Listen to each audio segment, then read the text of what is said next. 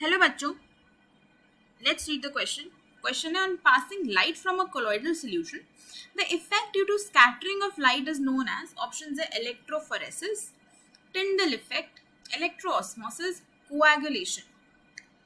अगर इस क्वेश्चन का की कॉन्सेप्ट हम देखें तो यहाँ पे हमारा की कॉन्सेप्ट क्या रहेगा. यहाँ पे हम क्या बात कर रहे हैं कि हम लाइट पास करें कोलॉइडल सोल्यूशन से. तो कोलॉइड्स की बात कर लेते हैं, है ना. कोलॉइड्स क्या होते हैं, देखो हेट्रोजेनस इन नेचर होते हैं ना, हेट्रोजेनस इन नेचर होते हैं. और अगर particle size of colloidal particles की बात करें तो 1 से 1000 नैनोमीटर के बीच में होता है.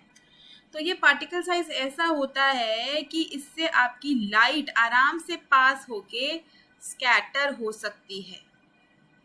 ट्रू सोल्यूशन से ज़्यादा होता है ये पार्टिकल साइज, सस्पेंशन से कम होता है. तो इसमें एक यूनिक प्रॉपर्टी होती है कि अगर लाइट पास करती है इस पार्टिकल के थ्रू तो ये लाइट को स्कैटर कर देता है ऑल डायरेक्शंस में.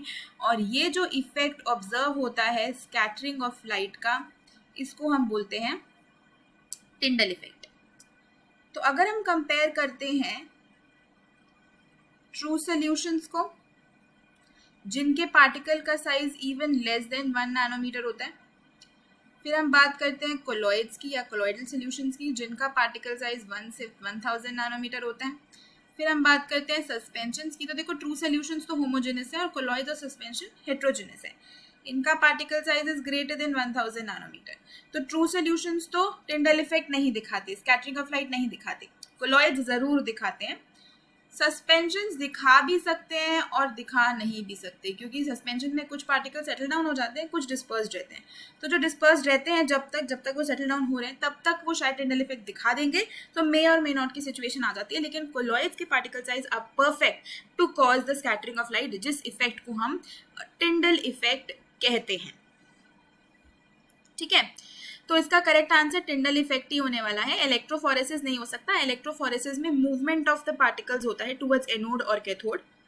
Oppositely charge ions oppositely charge electrodes की तरफ मूव करते हैं. इलेक्ट्रोऑस्मोसिस भी नहीं हो सकता. यहाँ पे डिस्पर्जन मीडियम का मूवमेंट होता है. देखो कोलॉइड्स के ना 2 फेज में एग्जिस्ट करता है. एक होता है डिस्पर्स्ड फेज, मतलब जो पार्टिकल्स डिस्पर्स्ड हैं आपके मीडियम में, और जिस मीडियम में डिस्पर्स्ड होते हैं उसको हम क्या बोल देते हैं, डिस्पर्शन मीडियम. तो इलेक्ट्रोऑस्मोसिस में डिस्पर्जन मीडियम का मूवमेंट होता है टुवर्ड्स द इलेक्ट्रोड्स. और कोऑगुलेशन में तो हम प्रेसिपिटेशन करवाते हैं इलेक्ट्रोलाइट डाल के, तो इसीलिए वो भी नहीं हो सकता. स्कैटरिंग का जो इफेक्ट है वो टिंडल इफेक्ट से ही रिलेटेड है. तो इसका जो क्वेश्चन का आंसर है वो है option 2. Hope you understood it well. Best of luck.